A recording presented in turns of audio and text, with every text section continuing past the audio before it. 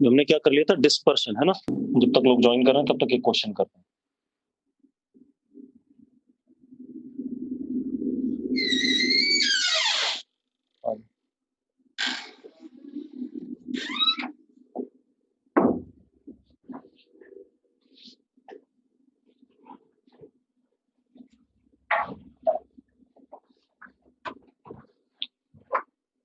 लिखो बेटा, isosceles prism कैसा प्रिज्म है? Isosceles prism.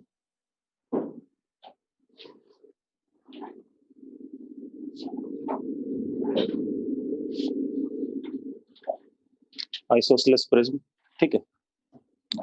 इसका एक साइड रिफ्लेक्टिंग बना दिया हमने, सिल्वर कर दिया।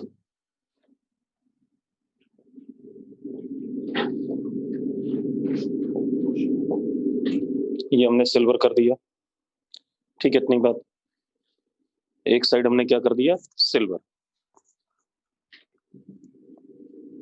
अब वो क्या कह रहा है, रे of light incident normally on this space. इस स्पेस पे नॉर्मली लाइट आ रही है। नॉर्मली आने का मतलब देखो,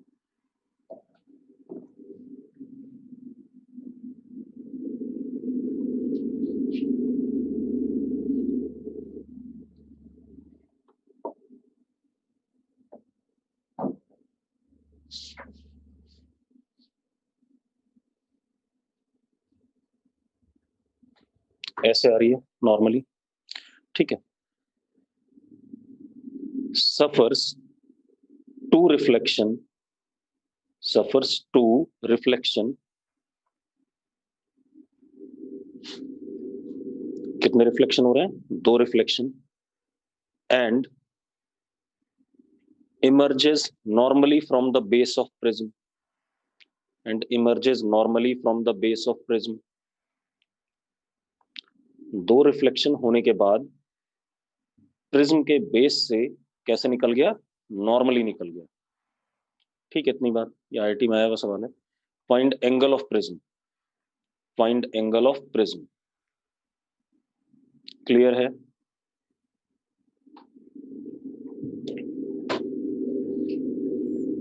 चलो मैं करा देता हूं।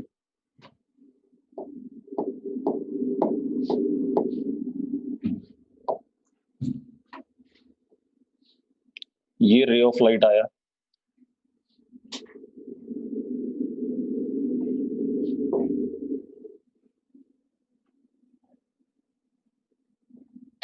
नॉर्मल आया स्पेस पे। एंगल आई 0 है तो एंगल आर भी क्या होगा? 0। फर्स्ट फेस पे तो यही रहेगा। तो यही रे ऑफ लाइट सीधे आगे चला जाएगा, आगे लड़के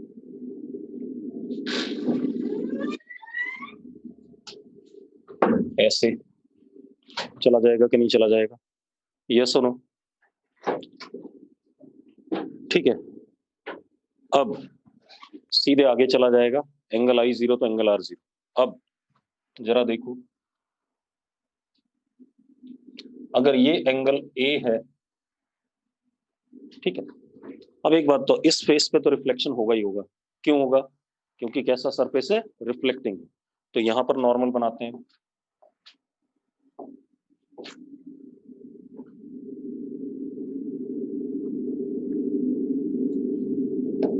ये नॉर्मल बनाया हमने। जब हमने ये नॉर्मल बनाया बेटा, तो एक बात बताओ, ये एंगल 90, ये 90 माइनस ए, तो ये एंगल कितना हो गया हमारा? ये वाला एंगल खुद क्या हो गया? ए। हो गया कि नहीं हो गया? पहला रिफ्लेक्शन यहां से होगा, तो हो जाने दो।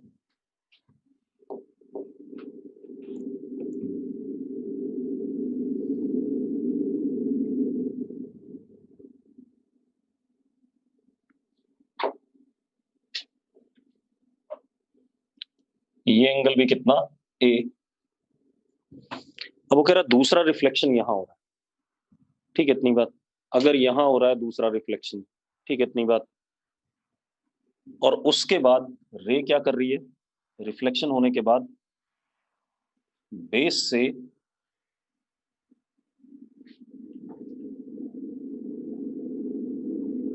नॉर्मली निकल गई बेटा, मतलब ये एंगल 90। तो उसने आपसे क्या पूछा, एंगल ऑफ प्रिज्म पूछा। ठीक है, इतनी बात। तो अब जरा देखो यहाँ भी नॉर्मल बना लें, क्योंकि दूसरी जगह पर भी क्या हो रहा है, रिफ्लेक्शन हो रहा है।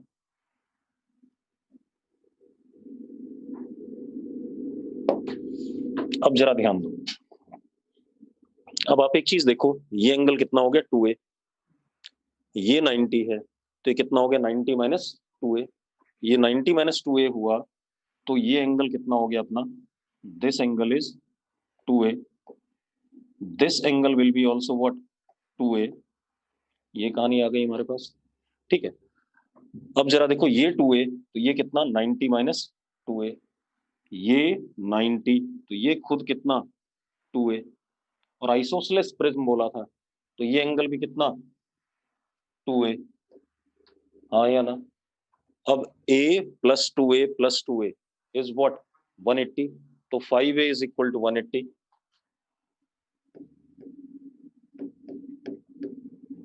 यानी कि a is equal to 36 degree. Simple, clear है।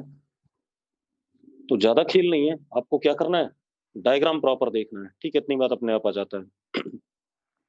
अगला क्वेश्चन देखें, अगला क्वेश्चन क्या है हमारे पास,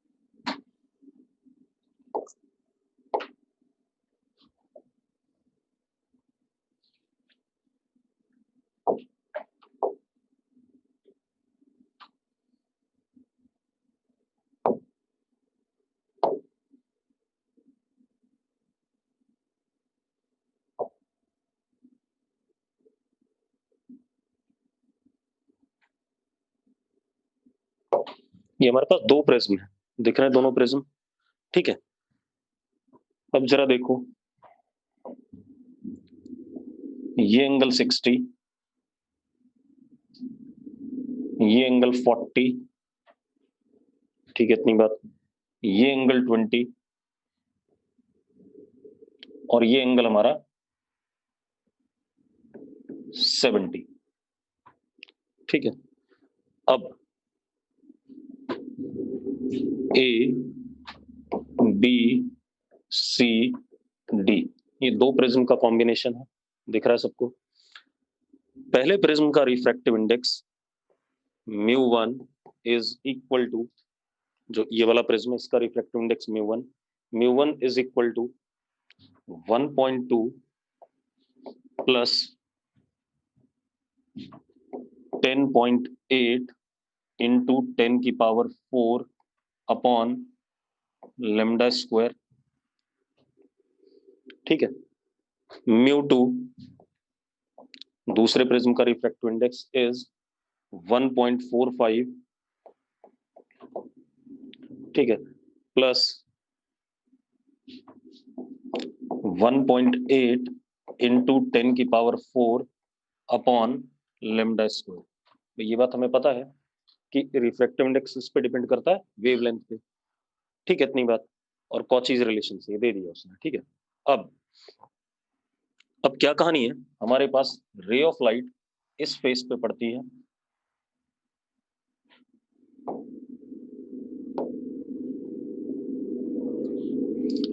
फिर कुछ रिफ्रैक्ट होकर के ऐसे गई। ठीक है, आगे भी जाएगी। ठीक है, पहले मैंने यहां रोक दिया, बता रहा हूं, लिखो जरा, find wavelength of light, find wavelength of light for which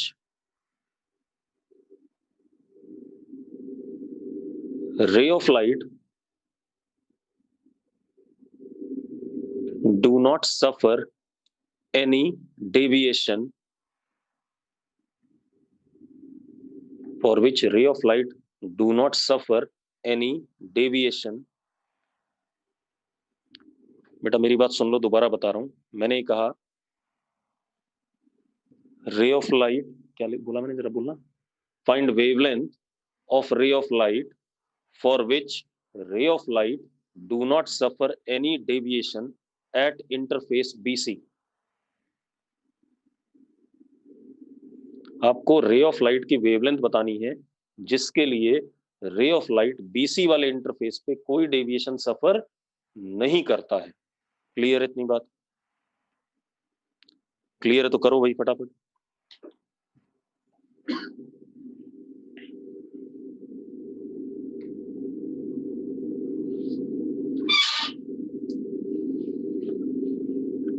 Dhanraj ने सही बात कही है भाई, तो चैट बॉक्स में कहा, आप लोग बताओ, बोलो भाई क्या कर सकते हैं, क्या कह रहा है? और 90 ना हो तो तब भी होना चाहिए। मैंने ये बोला कि 90 रे ऑफ लाइट, मैंने क्या बोला, अंग्रेजी पढ़ ले जरा, रे ऑफ लाइट BC वाले इंटरफेस पे कोई डेविएशन नहीं सफर कर रहा है, चाहे वो किसी भी एंगल पे आए। इसका मतलब इधर का रिफ्रैक्टिव इंडेक्स और इधर का रिफ्रैक्टिव इंडेक्स दोनों क्या है, सेम है। यही मतलब आ रहा है कि नहीं आ रहा है? हाँ या ना? मतलब μ1 इज इक्वल टू μ2, और जिस वेवलेंथ के लिए दोनों बराबर हैं उसके लिए कभी भी डेविएशन सफर नहीं होगा। वही वेवलेंथ बतानी है मुझे, ठीक है? तो सिंपल सा क्वेश्चन है, क्या है, for lambda nought wavelength μ1 is equal to μ2। अब अगर मैं μ1 और μ2 को इक्वल रखता हूं और कैलकुलेट करता हूं तो लेमडा नॉट आ जाएगा। अरे लेमडा की वैल्यू आ जाएगी, तो लेमडा की वैल्यू कितनी आई? अच्छा यहां मैं एक चीज बताना भूल गया, लेमडा इन नैनोमीटर्स। किस में था बेटा लेमडा? नैनोमीटर्स में था। यहाँ वैल्यू हमेशा किस में रखनी है? नैनोमीटर। तो अब अगर हम सॉल्व करें तो लेमडा नॉट कितना आ गया? 600। दोनों को बराबर रखने पे लेमडा नॉट किसके बराबर आ गया? 600 नैनोमीटर। एक पार्ट तो ये हो गया सवाल का, हो गया। एक और पार्ट है क्वेश्चन में, दूसरा पार्ट क्या है, for this wavelength, for this wavelength, भाई दोनों को बराबर रखा, 600 आ गया, पहला आंसर आ गया।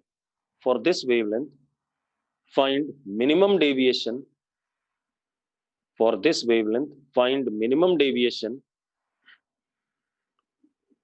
across the combination of prism, across the combination of prism। इस वेवलेंथ के लिए प्रिज्म के अक्रॉस मिनिमम डेविएशन आपने निकालना है। क्लियर इतनी बात? अब मेरी बात सुनो, एक मिनट ध्यान सुनो। इस वेवलेंथ पे μ1 और μ2 बराबर है या नहीं है? तो अगर मैं यहाँ लेमडा नॉट डाल देता हूँ 600, या यहाँ डाल देता हूँ, तो μ1 और μ2 की वैल्यू क्या आएगी? सेम आएगी। कितनी आ गई मान लो, डाल देते हैं वैल्यू, डाल दें वैल्यू, तो μ1 इज इक्वल टू μ2 आया, वैल्यू डालने पे 1.5। कितना आया? 1.5 आ गया, वैल्यू डाल के देख लो 1.5 है। ठीक है इतनी बात? अब ये 1.5 आ गया भाई, आ गया। अब रुक जाओ, अब एक बात बताओ, क्या इस बाउंड्री का कोई पर्पस है? इस बाउंड्री का कोई पर्पस नहीं है, तो एक सिंगल प्रिज्म बन गया कि नहीं बन गया? अब अगर ये सिंगल प्रिज्म बन गया तो जरा देखो एक मिनट, इसको थोड़ा सा ऊपर प्रोड्यूस कर दो ऐसे,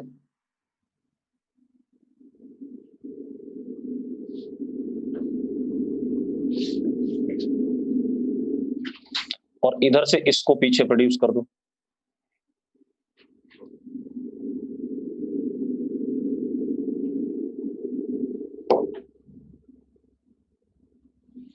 जरा देखना, ये एंगल कितना? 60, और ये वाला एंगल भी कितना? 60।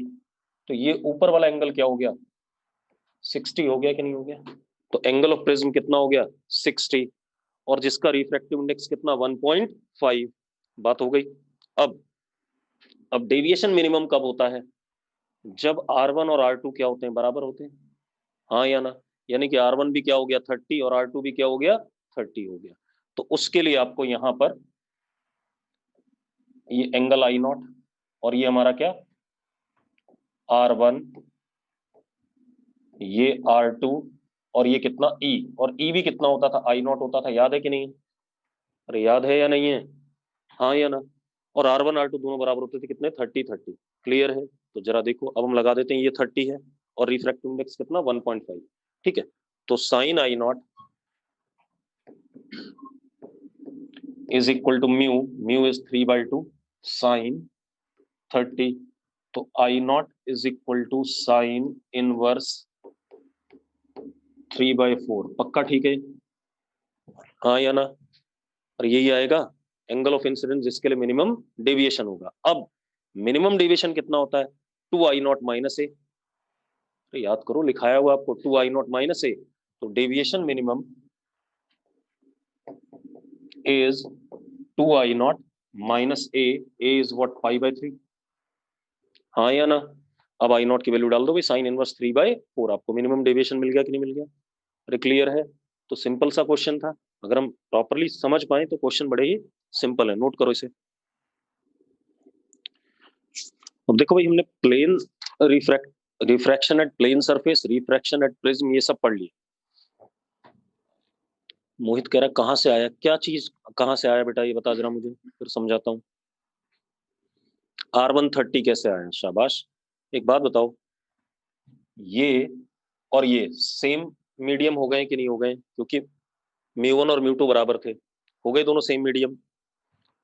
ठीक है, अब अगर ये दोनों सेम मीडियम हो गए तो मैंने इस लाइन को आगे प्रोड्यूस कर दिया ऐसे, इस लाइन को भी आगे प्रोड्यूस कर दिया ऐसे। ये एंगल 60 है और इधर 40 + 20 ये भी 60 है, तो ऊपर ये एंगल क्या हो गया? 60 हो गया। तो एंगल ऑफ प्रिज्म कितना हो गया? 60।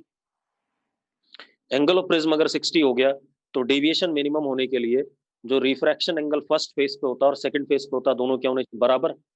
हमने पढ़ा हुआ डेविएशन मिनिमम की कंडीशन। और बराबर तब होंगे जब R1 और R2 किसके बराबर होंगे? 30 के बराबर। ऐसा कैसे कर रहे हो भाई? हो गया ये। अब ध्यान सुनो भाई, प्रिज्म हो गया, प्लेन सरफेस पे रिफ्रैक्शन हो गया। अब लिखो जरा, लिखो refraction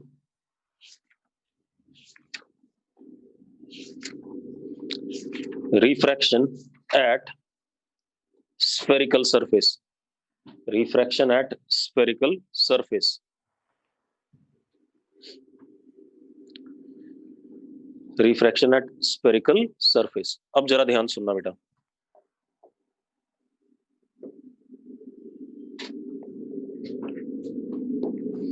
refraction at spherical surface मतलब स्फेरिकल बाउंड्री हमारे पास ही या इंटरफेस है। अब जो इंटरफेस होगा वो कैसा होगा? स्फेरिकल शेप का होगा। ठीक है, इतनी बात। इस साइड एक मीडियम और इस साइड दूसरा मीडियम, जैसे हम रिफ्लेक्शन पढ़ते थे, पहले प्लेन मिरर, फिर हमने पढ़ा स्फेरिकल मिरर। वही कहानी यहाँ, पहले प्लेन इंटरफेस रिफ्रैक्शन, फिर स्फेरिकल इंटरफेस। अब इस साइड मान लो रिफ्रैक्टिव इंडेक्स कितना है? μ1, और इस साइड क्या? μ2। ठीक है, अब कुछ चीजें देख लेते हैं। आपने हेडिंग डाल ली सबने, रिफ्रैक्शन एट स्फेरिकल इंटरफेस या स्फेरिकल सरफेस। ठीक है, अब जरा ध्यान दो, जो भी इंटरफेस है इसको अगर हम बिल्कुल सिमेट्रिकली एक प्लेन से काटें तो ये प्रिंसिपल प्लेन कहलाएगा। क्या कहलाएगा भाई? Principal plane. और इस लाइन को हम क्या कह देंगे? Principal axis. क्या कह देंगे भाई? Principal axis. ठीक है, इतनी बात। ये पॉइंट हमारा क्या कहलाएगा? पोल। ठीक है, इतनी बात। अब एक बात बताओ, ये स्फेरिकल सरफेस है, इसका कहीं ना कहीं यहाँ पर क्या होगा? सेंटर होगा या नहीं होगा? This is called as what? Centre of curvature. ये बातें सभी लोग जानते हो आप। और सरफेस का डिस्टेंस सी से will be called as what? Radius of curvature. कहलाया जाएगा कि नहीं कहलाया जाएगा? जल्दी बताओ मुझे भाई। अरे यस और नो, यही कहेंगे कि नहीं कहेंगे? अब एक और चीज बेटा,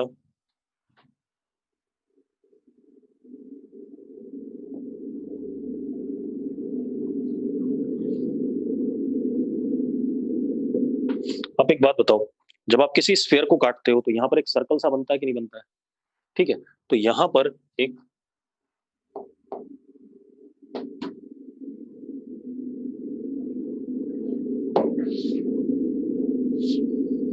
ये क्या हो रहा है?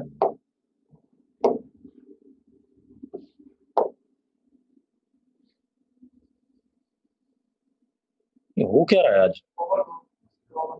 नहीं यार, ये पहले आता था ऐसे, पता नहीं क्या हो गया।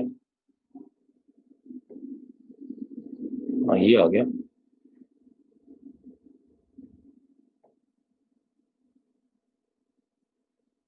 यहां पर ऐसे करके क्या बनेगा, सर्कल बनेगा, ठीक है इतनी बात।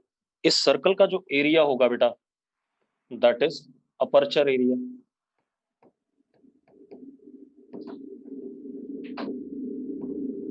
इसको क्या कहेंगे, अपर्चर एरिया।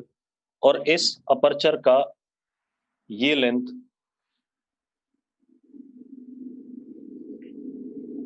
ये x और ये x dash, x dash aperture diameter,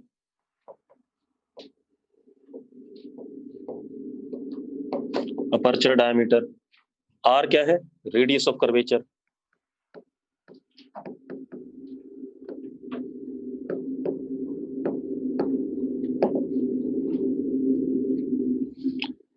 c centre of curvature सबको पता है, p क्या है, पोल है, इधर रिफ्रैक्टिव इंडेक्स μ1, इधर क्या μ। अब साइन कन्वेंशन यहाँ पर बिल्कुल वही वाला साइन कन्वेंशन, पोल के इधर जो भी चीज पॉजिटिव, पोल के इधर जो भी चीज नेगेटिव, ऊपर की साइड क्या पॉजिटिव, नीचे की साइड क्या नेगेटिव। ये बातें पुरानी वाली सारी वैलिड रहेंगी। क्लियर है इतनी बात। अब आगे बढ़ते हैं जरा इस पे। अब हमें क्या करना है, अगर हमने कोई ऑब्जेक्ट रखा इस साइड में या इस साइड में कहीं भी रखा, उस ऑब्जेक्ट की हमें क्या बनानी है, इमेज। ऑब्जेक्ट का डिस्टेंस कहां से लिया जाएगा, पोल से। इमेज का डिस्टेंस भी कहां से लिया जाएगा, पोल से। तो ऑब्जेक्ट और इमेज डिस्टेंस में क्या चाहिए मुझे, रिलेशन चाहिए। ठीक है इतनी बात। तो चलो अगले डायग्राम पे देखते हैं।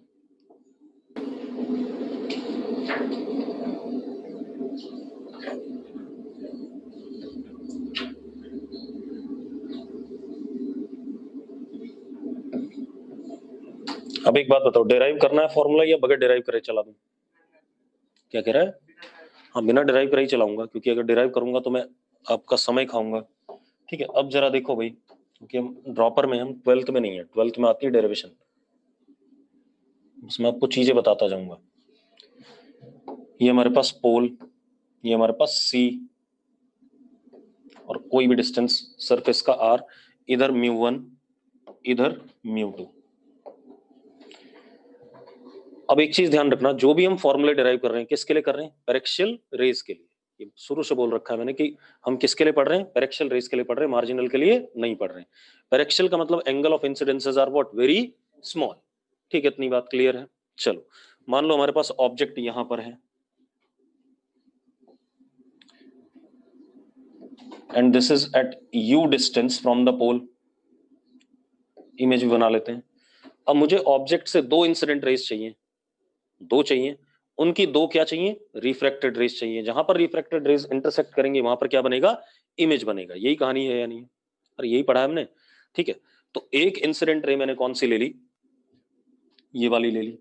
अब एक बात बताओ, ये इंसिडेंट रे ली तो एंगल आई कितना है इसमें, 0, क्योंकि यही नॉर्मल हो जाएगा हमारा। तो एंगल आई क्या है, 0। तो एंगल आर भी क्या हो जाएगा, 0। ये चला गया। दूसरा इंसिडेंट रे किसी भी जगह पे ले लो, लेकिन ऐसे लो कि पेरेक्शियल रहे। पेरेक्शियल रहे का मतलब क्या, कि angle of incidence must be very small. ठीक है, हालांकि मैं डायग्राम में बड़ा ही दिखाऊंगा, लेकिन आपको क्या मानना है, उसे छोटा मानना है। ठीक है, तो चलो दूसरा ये ले लिया हमने। चलो मैं छोटा ही दिखा देता हूं आपको, ये लिया मैंने दूसरा। ठीक है, अभी देखो ये दूसरा आ गया इंसिडेंट रे। अब जरा देखो एक मिनट, नॉर्मल क्या होगा, किसी भी स्फेरिकल सरफेस का नॉर्मल क्या होता है, रेडियस। तो ये हमारा क्या हो गया, नॉर्मल।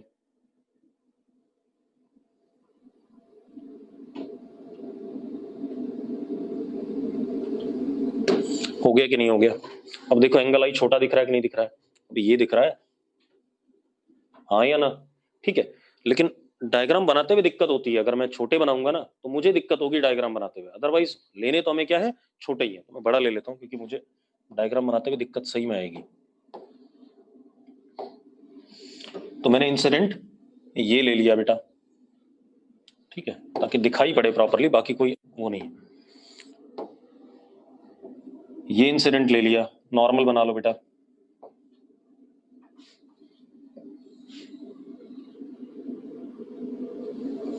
ये हमारा नॉर्मल हो गया नॉर्मल। अब जरा देखो आई बड़ा दिख रहा है कि नहीं दिख रहा है? हालांकि ऐसा नहीं लेना चाहिए, मुझे क्या करना था, नीचे लाना चाहिए था, तो आई अपने आप क्या हो जाता, छोटा। लेकिन हम मान रहे हैं यहाँ पर कि आई क्या है, छोटा है। ठीक है, अब ये एंगल ऑफ इंसिडेंस हो गया। अब एक चीज, अगर μ2 डेंसर है तो ray will bend towards normal, rarer है तो अवे फ्रॉम नॉर्मल। ठीक है, तो हम डेंसर मान लेते हैं, हमें तो सवाल करना है, अभी तो बाद में देखा जाएगा।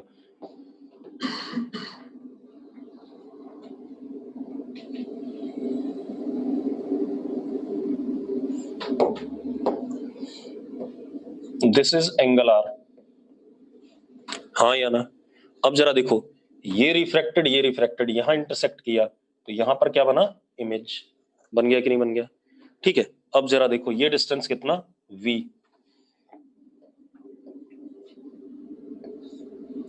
अब जो रिलेशन है बिटवीन, क्या कहते हैं, object distance and image distance, that is what? μ2 upon v minus μ1 upon u is equal to μ2 minus μ1 upon r। ये रिलेशन है बेटा, क्लियर है इतनी बात? अगर आप चाहोगे तो मैं डिराइव भी कर दूंगा, मुझे कोई इशू नहीं है, लेकिन मैं करना नहीं चाहता। ठीक है, नोट करो इसे।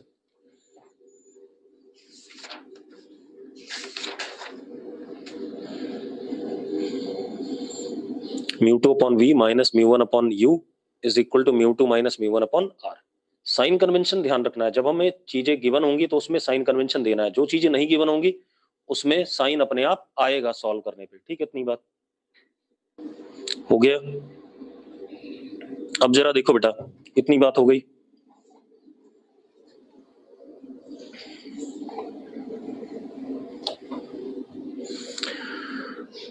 अब इसके बाद, अब आप ध्यान दो, लिख लिया सबने? अब हमें क्या बात करनी है? सबसे पहले focal point of spherical refracting surface.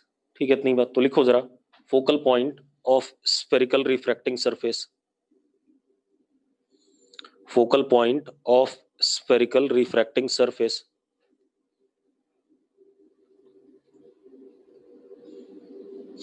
Focal point of spherical refracting surface. अब मजेदार बात देखो, focal point of spherical refracting surface, बेटा जब भी स्फेरिकल रिफ्रैक्टिंग सरफेस होता है, चाहे वो ये वाला हो चाहे लेंस हो, आगे दो फोकल पॉइंट होते हैं, एक प्राइमरी फोकस और एक सेकेंडरी फोकस, या first focus and second focus. ठीक है, तो लिखो जरा, सबसे पहले प्राइमरी और फर्स्ट फोकस, पहले इसको डिफाइन कर लें फिर सेकंड वाले को करेंगे। प्राइमरी और फर्स्ट फोकस। अब प्राइमरी और फर्स्ट फोकस क्या होता है? अगर हम, गरिमा कह रही इस फॉर्मूले में सेकंड वाला मीडियम हमेशा क्या डेंसर होगा? मैंने ऐसा तो नहीं बोला था, मैंने कहा था मैं मान रहा हूं कि ये क्या है, डेंसर है। ठीक है, इतनी बात। कुछ भी हो सकता है बेटा, ये फॉर्मूला जनरल वैलिड है। ठीक है, इतनी बात, हर चीज के लिए वैलिड है, जैसा दिया होगा वैसा करेंगे। ठीक है, अब मैं क्या कह रहा हूं, प्राइमरी फोकस या फर्स्ट फोकस। प्राइमरी फोकस या फर्स्ट फोकस का मतलब क्या है कि ऑब्जेक्ट को हमने प्रिंसिपल एक्सिस पे रखा और रिफ्रैक्शन के बाद उसकी इमेज कहां बने? इन्फिनिटी पे बने। तो जिस जगह पे हमने ऑब्जेक्ट को रखा प्रिंसिपल एक्सिस पे, वो पॉइंट हमारा क्या है? प्राइमरी फोकल पॉइंट है, और उसका डिस्टेंस पोल से क्या है? Primary focal length. बात समझ में आ गई कि नहीं आ गई? अरे यस और नो? मैंने क्या कहा, प्राइमरी फोकस या फर्स्ट फोकस वो पॉइंट है जहां पर हमने ऑब्जेक्ट रखा और उसकी इमेज कहां बन रही है? इन्फिनिटी पे बन रही है। ठीक है, इतनी बात। तो जिस पॉइंट पे हमने ऑब्जेक्ट को रखा वो प्राइमरी फोकल पॉइंट है, और उस पॉइंट का डिस्टेंस पोल से क्या है? Primary focal length. क्लियर है? ठीक है, तो अब अगर मैं इस डेफिनेशन को लेता हूं, तो जो u है that is first focal length. हाँ या ना? ऑब्जेक्ट को हमने कहां रखा है? पोल से कितनी दूरी पर? f1 पे, और इमेज कहां बन रही है? v एट इन्फिनिटी, या तो प्लस इन्फिनिटी या माइनस इन्फिनिटी, जहां बनेगी वो डिपेंड करेगा μ1 कैसा है, μ2 कैसा है, कनकेव है या कन्वेक्स है, वो बात की बात है। ठीक है, इतनी बात, ये आ गया। अब अगर हम ये वैल्यू पुट करें तो कितना आ गया? Minus μ1 upon f1 is equal to μ2 minus μ1 upon r, यानी कि f1 इज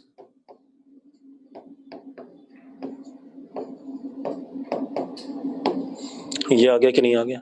हाँ या ना? नोट करो इसे फटाफट। मैंने क्या कहा, उस पॉइंट का डिस्टेंस पोल से जहां पर हम ऑब्जेक्ट रखें तो इमेज कहां बने? इन्फिनिटी पे बने, तो that would be called as what? Primary focal length या फर्स्ट फोकल लेंथ। ठीक है, अब आगे देखो बेटा, अब सेकेंडरी फोकल लेंथ क्या है या सेकेंड फोकल लेंथ क्या है? ऑब्जेक्ट अगर इन्फिनिटी पे है तो जहां पर इमेज बनेगी प्रिंसिपल एक्सिस पे, उस पॉइंट को हम क्या कहेंगे? सेकेंडरी फोकल लेंथ या सेकेंडरी फोकल पॉइंट। और उसका डिस्टेंस पोल से क्या होगा? Focal secondary focal length. ठीक है, इतनी बात तो सिंपल सी कहानी है। यू, अब ऑब्जेक्ट कहां पर? इन्फिनिटी पे, और इमेज कहां बन रही है? F2 पे। तो जरा पुट कर दो बेटा।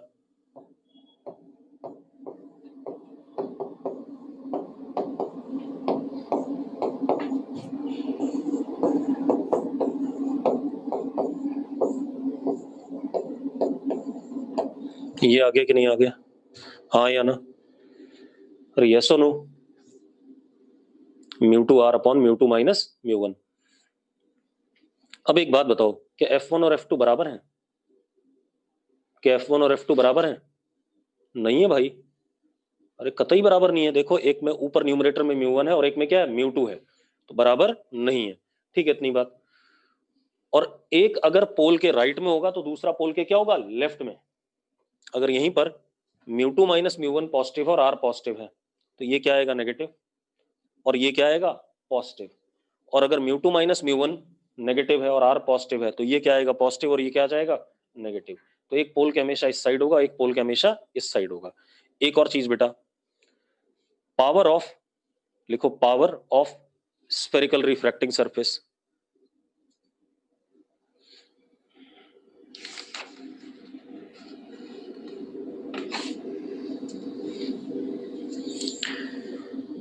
मैंने मिरर में ही बताया था कि पावर ऑप्टिकल डिवाइस के कॉन्फ़िगरेशन पे डिपेंड करती है, ना कि ऑब्जेक्ट और इमेज के पोजीशन पे। ठीक है, इतनी बात। एक बात बताओ, जो भी आपने चश्मे पहने, क्या उसकी पावर मेरे कहीं इधर उधर खड़े होने पे बदल जाएगी? ऐसा नहीं है। तो पावर जब भी हम बात करते हैं तो पावर इज दिस फैक्टर, ये कॉन्फ़िगरेशन है। μ2 μ1 r, ये ऑप्टिकल डिवाइस का कॉन्फ़िगरेशन है।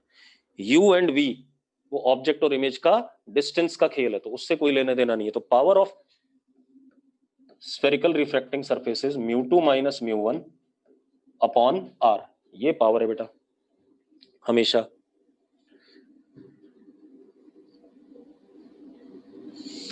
अब एक चीज और देखो बेटा,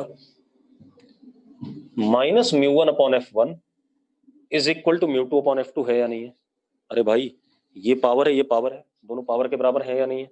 तो मैं ये भी लिख सकता हूं, minus μ1 upon f1 plus μ2 upon f2, sorry equal to μ2 upon f2। लिख सकता हूं या नहीं लिख सकता हूं? दोनों बराबर है या नहीं है? अरे लिख सकता हूं कि नहीं? अब आप एक काम करो, इसको उधर पटक दो। तो μ2 upon f2 plus μ1 upon f1 is equal to 0, ये भी लिख सकता हूं या नहीं? लिख सकता हूं भाई। ठीक है, थोड़ी सी और एक दो बातें लिख देता हूं, वो यहीं से आ जाएंगी।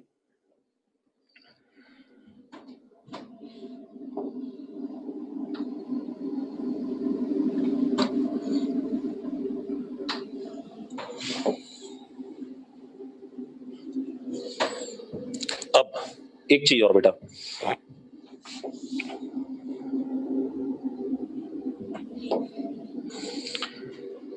अगर यहीं पर हम प्रॉपरली रिलेट करें, ठीक है, इतनी बात,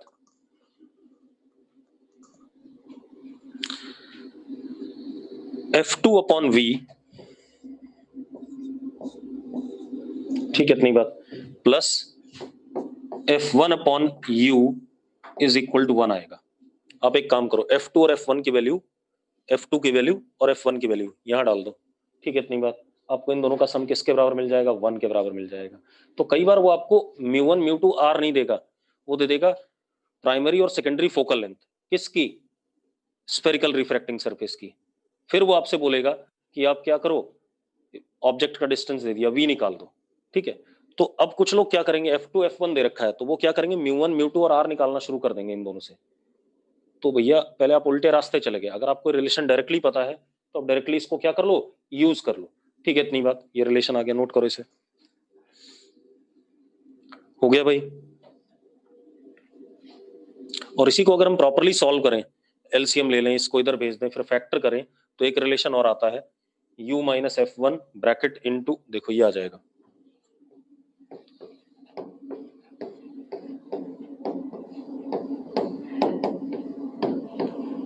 ये भी एक रिलेशन आता है, कोई भी यूज कर लो, एक ही बात है। अरे ये और ये सेम ही है, ठीक है, इतनी बात क्लियर है भाई?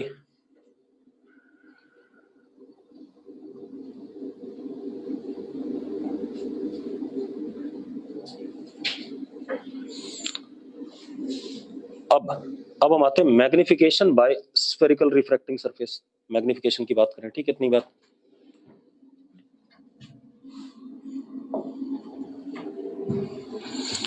मैग्निफिकेशन बाय स्फेरिकल, बेटा पावर, अगर मैं रिपीट करना चाहूं, पावर एक्चुअल में किसी भी ऑप्टिकल सिस्टम की सिर्फ डिपेंड करती है उसके कॉन्फ़िगरेशन पे। तो जो लेफ्ट हैंड साइड में फॉर्मूले में था उसमें u और v दोनों आ रहे थे, ठीक है। एक काम कर, अगर तू चश्मा पहनता है और तेरे सामने कोई चीज खड़ी है और वो दूर चली जाए, तो क्या पावर बदल जाएगी चश्मे की? चश्मे की पावर जो डिजाइन करी गई है वो एयर मीडियम में आपका लेंस कुछ इस तरीके से बनाया गया कि पावर एयर में क्या रहे, फिक्स रहे। हाँ, अगर आप इसी चश्मे को पानी में ले जाओगे तो पावर इसका क्या करेगा, बदल जाएगा भाई, ठीक है, इतनी बात। या किसी और मीडियम में, ठीक। तो एयर के लिए आपके सारे चश्मे डिजाइन किए गए थे, तो वहां पर पावर क्या आपकी फिक्स है, ठीक है, इतनी बात, ये ध्यान रखना। तो पावर हमेशा कॉन्फ़िगरेशन पे डिपेंड करता है। तो स्फेरिकल सिस्टम में μ2 माइनस μ1 अपॉन r। अब लिखो magnification due to spherical refracting surface, magnification due to spherical refracting surface. अब मैग्निफिकेशन सबसे पहले हम कौन सा पढ़ेंगे, ट्रांसवर्स पढ़ेंगे, ठीक है। मतलब ऑब्जेक्ट क्या होता है, प्रिंसिपल एक्सिस के परपेंडिकुलर। और हमें कौन से वाले पढ़ने, छोटे ऑब्जेक्ट पढ़ने, बड़े ऑब्जेक्ट नहीं पढ़ने, ये पता है ना? अरे बताया था मैंने कि ऑब्जेक्ट क्या होना चाहिए, छोटा होना चाहिए, ठीक है। चलो, तो magnification due to spherical refracting surface, उसमें सबसे पहले लिखो ट्रांसवर्स मैग्निफिकेशन।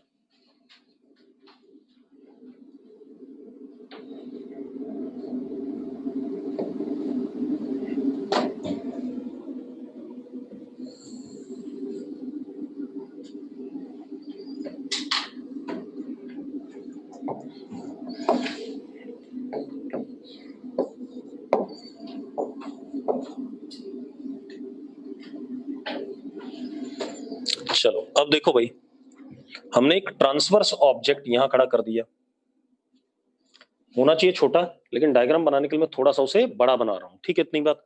जब भी मैं लिबर्टी लेता हूँ ना, बड़ा दिखे आपको तो लिबर्टी ली है मैंने वो, ठीक है, इतनी बात। एक्चुअल में बड़ा नहीं है, ठीक है, तो मैंने ये बना दिया।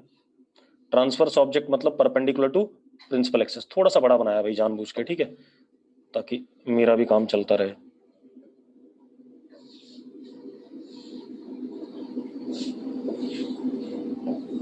यू डिस्टेंस पे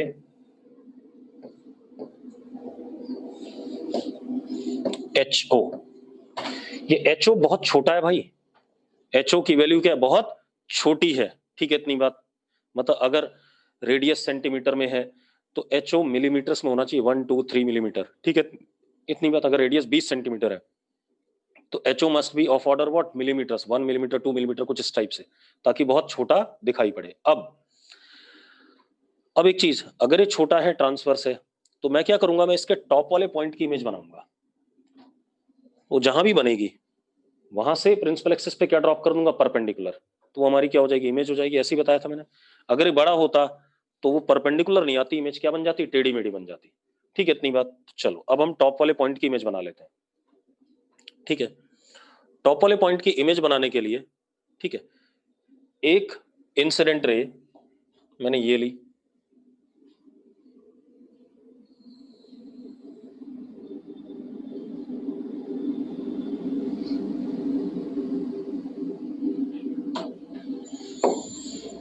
ये वाली इंसिडेंट रे क्यों ली, क्योंकि इसमें एंगल आई क्या है, 0 है। अरे भाई ये इंसिडेंट है और यही नॉर्मल है, तो एंगल आई क्या हो गया, 0, तो सीधे ही चली जाएगी। और हमेशा यही करते थे हम शायद, कि पहले इंसिडेंट रे कौन सी लो, जिसमें आई क्या हो, 0, ठीक है, इतनी बात। तो जरा देखो, ये रिफ्रैक्टेड हो गया कि नहीं हो गया, हाँ या ना? अब दूसरी इंसिडेंट रे ले लो, दूसरी इंसिडेंट रे मैंने पोल पे ले ली,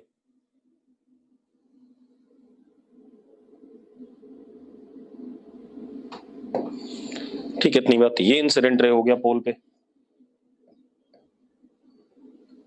और ये एंगल आई होगा या नहीं होगा, जल्दी बताओ मुझे, हाँ या ना। अब अगर ये नॉर्मल हो जाएगा, प्रिंसिपल एक्सिस से क्या हो जाएगा, नॉर्मल। अब अगर म्यू2 डेंसर है तो रे of light will bend towards normal. ठीक है, तो चलो मान लेते हैं डेंसर है, हमें क्या करना है, हमें तो सवाल करना है सिर्फ अभी।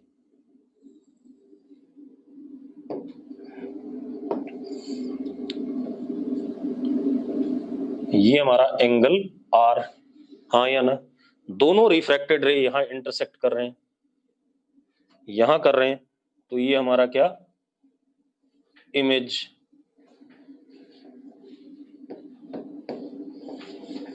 एच आई, और ये कितना, वी।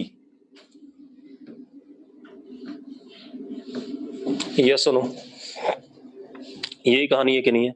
अब मुझे बताना क्या है, transverse magnification, that is H I upon H O. ठीक है,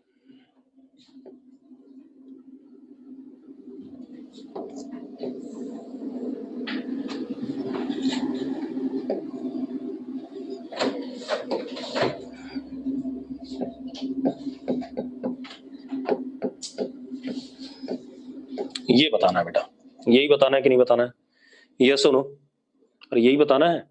ठीक है, अब जरा देखो एक मिनट, अगर हमें ये बताना है H I upon H O, अब एक मिनट ध्यान सुनना भाई। ठीक है, आप एक चीज देखो,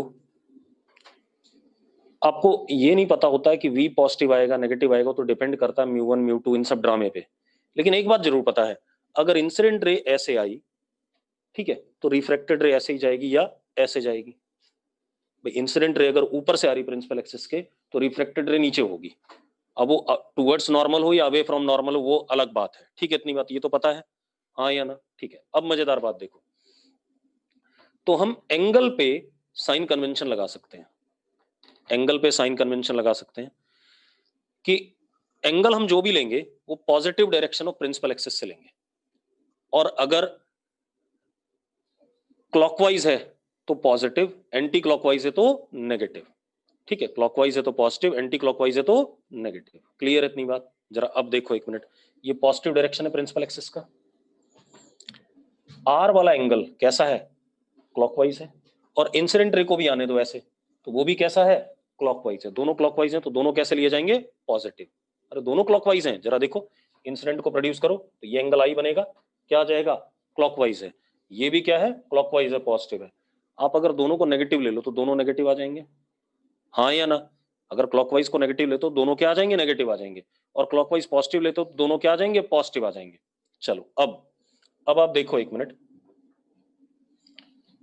tan i इज, पॉजिटिव लिया मैंने एंगल, है ना, एंगल क्या लिया, positive. tan i is equal to H O upon U. दिख रहा है कि नहीं दिख रहा है, हाँ या ना। और i छोटा है बड़ा है, छोटा है। अबे छोटा लिया हमने, है ना, तो this can be written as sine i, हाँ या ना। इसी तरीके से tan r,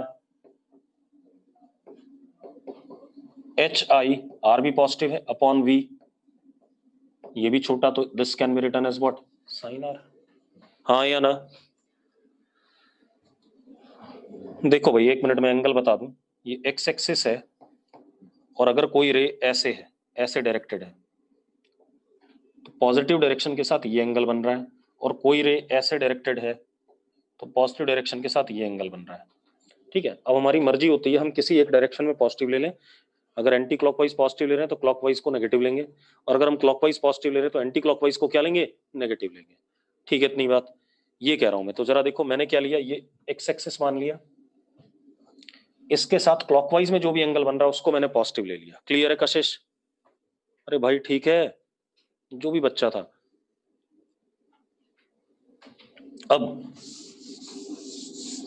अब देखो यहां पर H O is equal to U sine I, H I is V sine R, ऐसा लिख सकते हैं या नहीं लिख सकते। मैं H I upon H O कर दूं तो this would be V sine R upon u sine I, ऐसा होगा या नहीं होगा पहले बता दो मुझे, हाँ या ना। अब स्नेल्स लॉ लगा दो, इंटरफेस पे लगा दो तो जरा देखो क्या आ रहा है, μ1 sine I is equal to μ2 sine R, आ रहा है कि नहीं आ रहा है?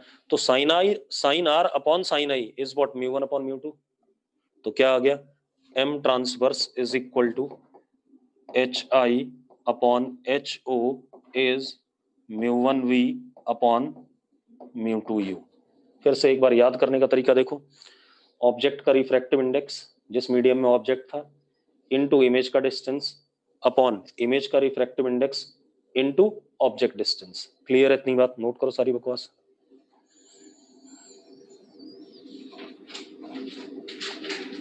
हो गया भाई,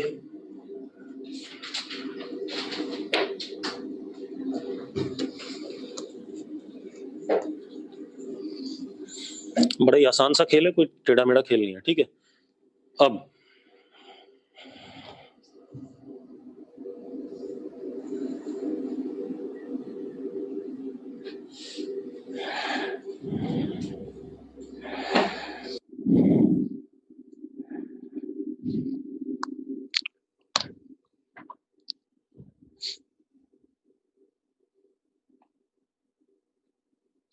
हो गया,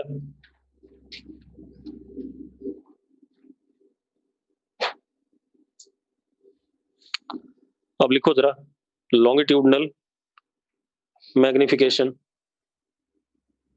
लॉन्गिट्यूडनल मैग्निफिकेशन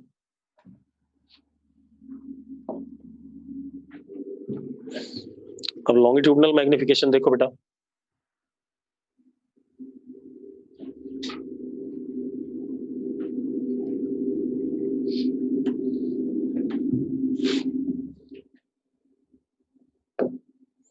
यहां पर एक ऑब्जेक्ट है ऐसे एल ओ लेंथ का, मान लो ये एंड u1 दूरी पे u2 दूरी पे है, हमने दोनों एंड्स की क्या बनाई, इमेज बनाई u1 और u2 मान करके, तो कहां बना, ये v1 आ गया और ये v2 आ गया, ऐसा कुछ, this length is what L I, तो लॉन्गिट्यूडनल मैग्निफिकेशन कितना हो गया, L I upon L O is equal to mod of v2 minus v1 upon mod u2 minus u1। ठीक है, ये आ गया, तो सिंपल सी कहानी है, कोई बड़ा काम नहीं इसमें, मतलब u1 के करस्पॉन्डिंग v1 निकाला, u2 के करस्पॉन्डिंग v2 निकाला फॉर्मूले से, और हमने पुट कर दिया ये आगे। अब खेल क्या है, if L O tending to zero बहुत छोटा है, that is L O is equal to D U, मतलब ऑब्जेक्ट बहुत ज्यादा छोटा है, ठीक है, इतनी बात है, लॉन्गिट्यूडनल लेकिन कैसा, बहुत छोटा, तो L I is equal to what, DV.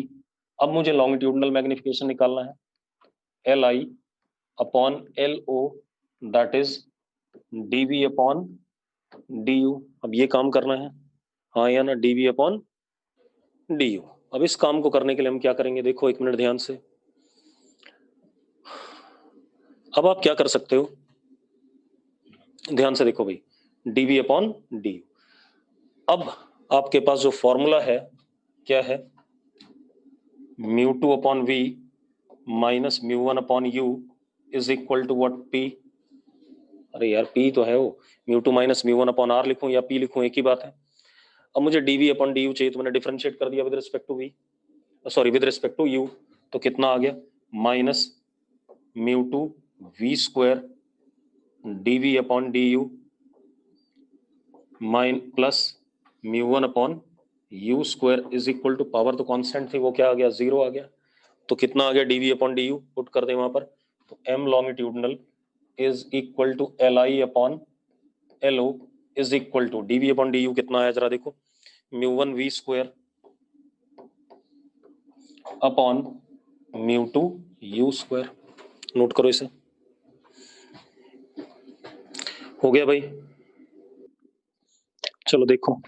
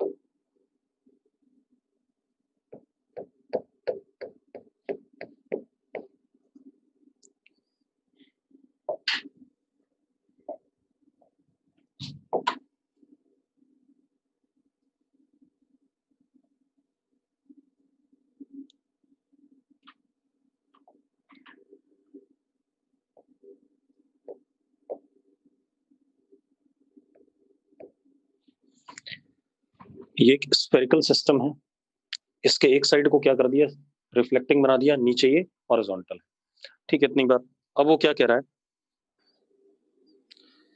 रे ऑफ लाइट इसमें ऐसे आई,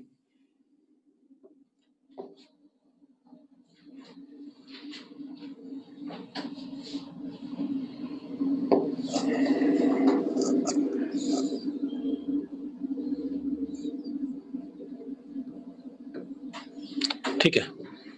What should be the value of refractive index such that ray retraces its path back?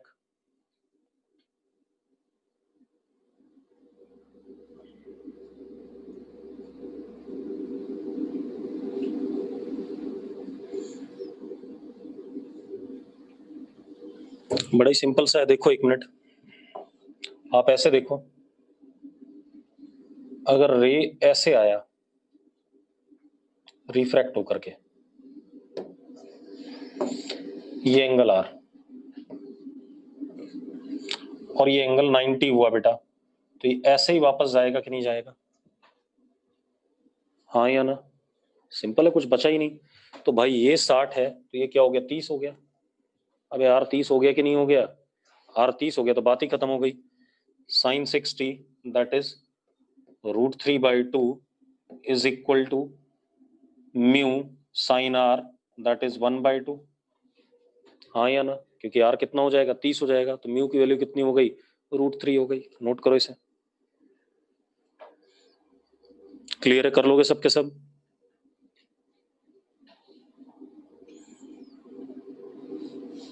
ठीक है, चलो आज इतना ही करेंगे, कल हम लेंस से स्टार्ट करेंगे। ठीक है, इस स्फेरिकल के बाद हमें सिर्फ क्या करना है, लेंस।